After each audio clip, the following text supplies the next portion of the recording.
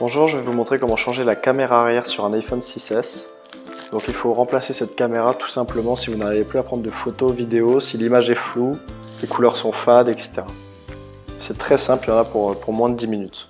Donc en premier, on va retirer les deux petites vis qui se situent en bas du connecteur de charge à droite et à gauche. Donc on éteint son iPhone pour éviter un court jus. Donc à l'aide d'un tournevis Torx, donc étoile, on va retirer les deux vis situées à droite et à gauche du connecteur de charge. Donc ce sont les deux seules vis Torx de tout l'iPhone, toutes les autres sont cruciformes.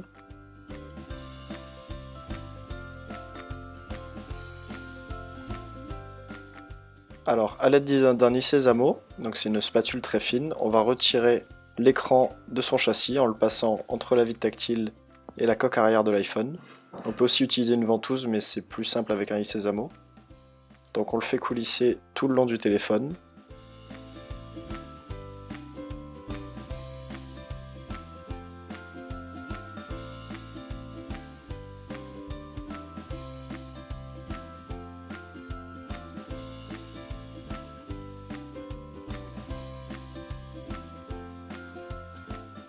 Ça va nous permettre de sortir l'écran de la coque arrière, permettre de l'iPhone 6S.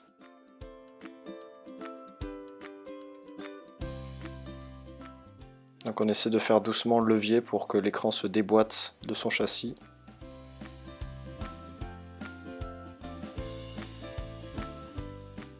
Et on retire l'écran, donc il ne faut pas le mettre à plus de 90 degrés par rapport au châssis. Et on retire pour ne pas endommager les nappes, donc il ne faut pas le mettre à plus de 90 degrés par rapport au châssis. Donc on trouve une petite plaque de protection maintenue par 4 vis cruciformes, donc on va retirer la plaque pour pouvoir libérer l'écran du châssis.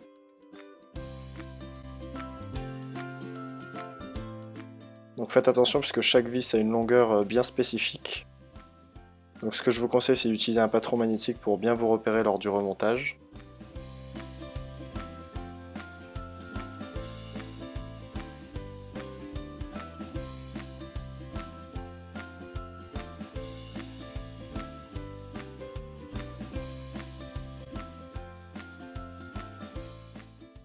Des nappes. Donc on va déconnecter l'écran à l'aide d'une spatule. Donc on déclipe les trois nappes qui sont connectées à la carte mère. On a la nappe du tactile et la nappe de la caméra avant. Et la première était celle de l'écran LCD.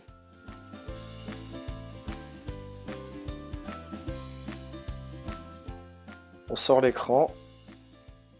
On accède maintenant en haut à droite à la caméra arrière qui est ici, qui est maintenue par 3 vis cruciformes.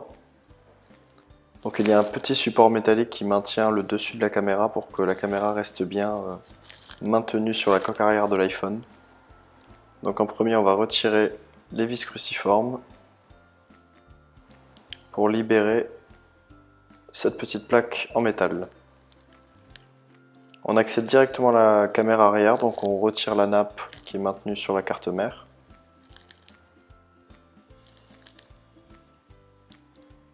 On la déconnecte et là on la sort de son logement. On remet la nouvelle caméra fonctionnelle.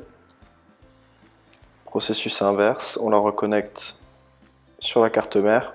On peut retourner éventuellement l'iPhone pour vérifier que l'objectif soit bien centré au niveau de la lentille de la caméra arrière.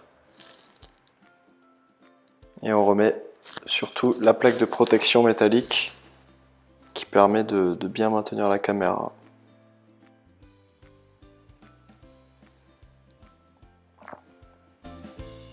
On remet la dernière vis.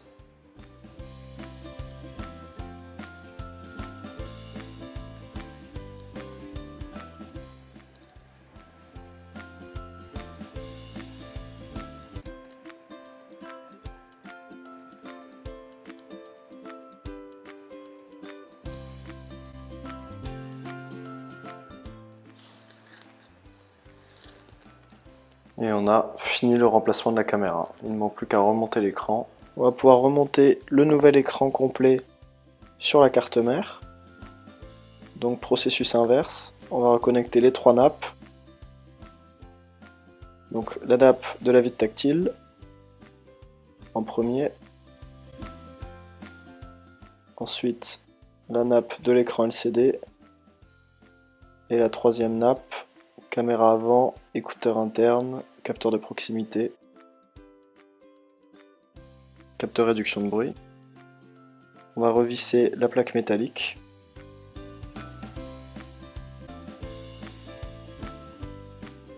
Très important de bien la repositionner puisque en cas de choc ou de coup, les nappes qui sont fixées sur la carte mère pourraient s'éjecter en cas de chute.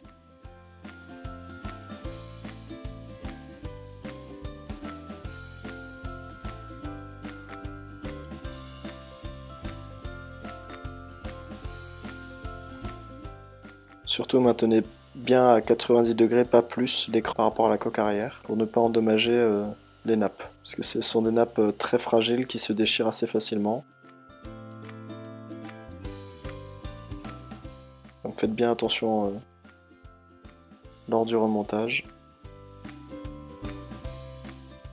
Et on va pouvoir réemboîter l'écran sur la coque arrière. Donc on commence par le haut, on le clip par le haut d'abord. Ensuite les côtés, droite et gauche. Donc avec le doigt on fait une petite pression. Il devrait se clipper tout seul. Et on termine par clipper le bas. Ça va nous permettre. Dernière étape, on revisse les 2 vis pentalobe, étoile. Donc les deux situés à droite et à gauche du connecteur de charge.